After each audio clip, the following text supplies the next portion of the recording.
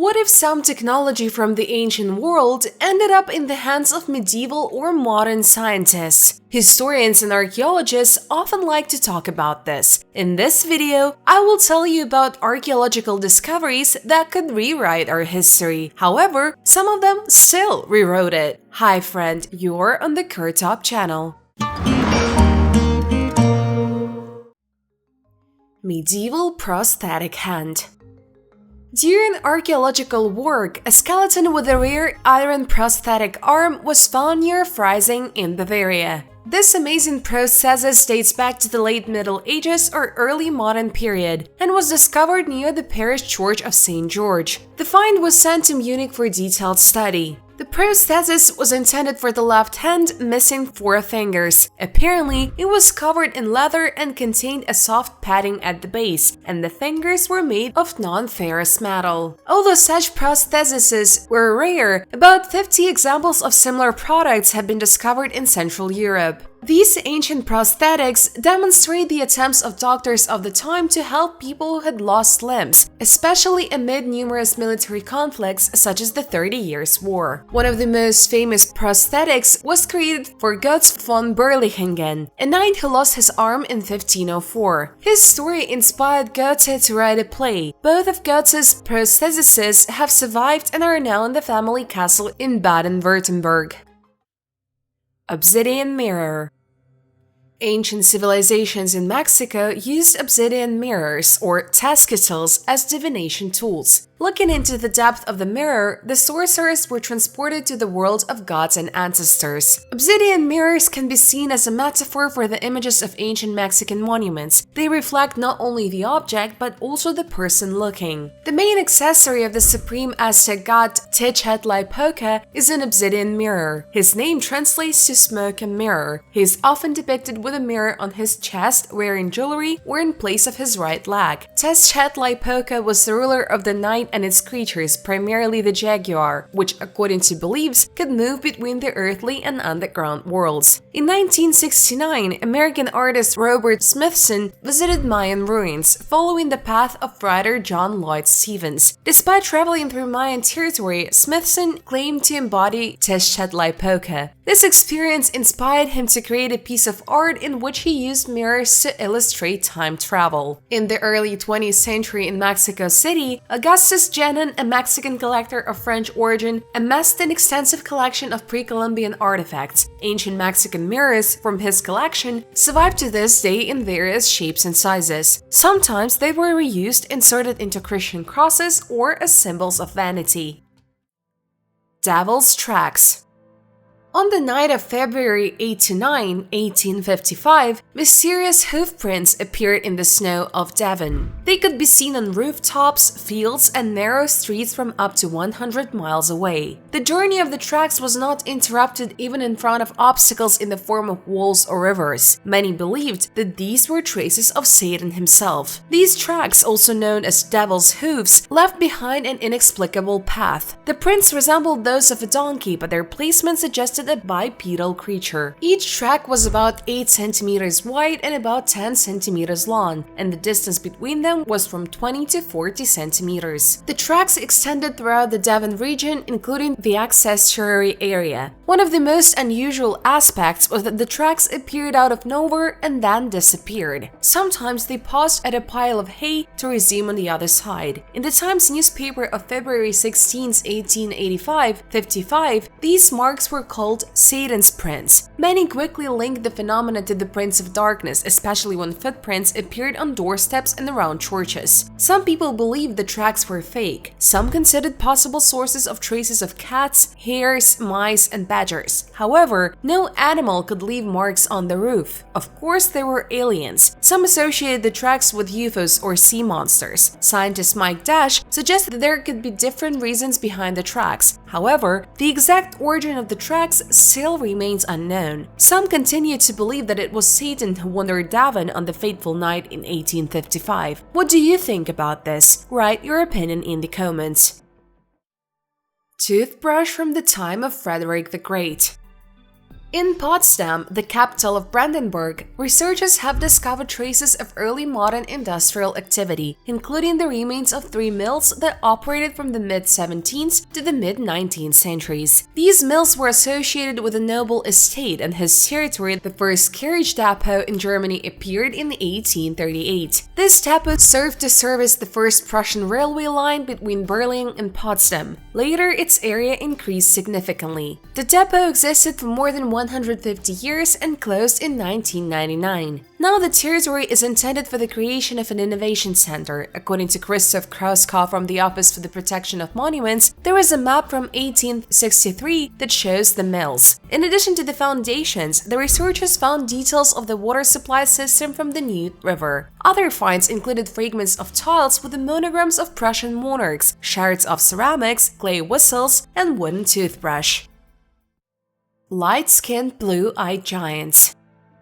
For centuries, there have been rumors about giant people who lived on Earth in the distant past. Bone finds around the world support this myth. One of the most mysterious places with such finds is Santa Catalina Island off the coast of California. Santa Catalina is a small, cozy island near Los Angeles, part of the Channel Islands archipelago. Its history begins with the settlement of the Gabrielina Indians about 7,000 years ago. After them, both Spaniards and Mexicans visited here until the island became part of the United States. The story of young Ralph Glidden, who moved to the island in 1896, deserves special attention. After finding an Indian skull, he became interested in searching for ancient relics. Growing up, Ralph conducted many archaeological excavations, finding over 800 graves and many artifacts. He sold these relics to museums and private collectors. The Catalina Island Museum, founded by Glidden, is known for its unique exhibits. Among them, the skeletons found by Glidden became especially popular, but the greatest resonance was caused by his application for the discovery of the remains of people 210–270 centimeters tall. According to him, they had a European appearance, blonde hair and blue eyes. One of the amazing finds was the skeleton of a girl surrounded by the remains of 64 children. According to Glidden, the remains of more than 3,000 people were discovered on the island. Most of them were tall, which was not typical for the Indians. In 1913, German-born physician A. Fürstenen discovered an 8-foot skeleton in Avalon Bay, along with artifacts including a stone with symbols. But when trying to extract it, the skeleton collapsed, leaving only part of the bones. The press actively responded to such reports. The Ogden Standard Examiner newspaper wrote about the Glidden's findings in 1929, claiming the existence of an ancient toll race on Catalina. In addition, it was said that on the nearby island of Santa Rosa, skeletons with double rows of teeth and 6 fingers and toes were discovered in 1959. Fürstenant also heard legends about an ancient race of giants on Catalina who lived before the arrival of Europeans. However, Glidden's sensational findings on Santa Catalina remain in question for scientists from around the world. Most scientists believe that he was looking for funding for his research, and rumors said that the skeletons in his museum were only high-quality fakes. According to some sources, part of the giant skeletons was sent to the University of California and the Smithsonian Institution, where they disappeared into secret storage facilities. Archival photos allegedly depicting these skeletons are controversial. There is an opinion that they are fake, but researcher Al Marzulli claims their authenticity, noting the presence of a 6th finger on one of the hands. In 1962, sensing impending death, Glidden sold his collection for just $5,000. He passed away in 1967.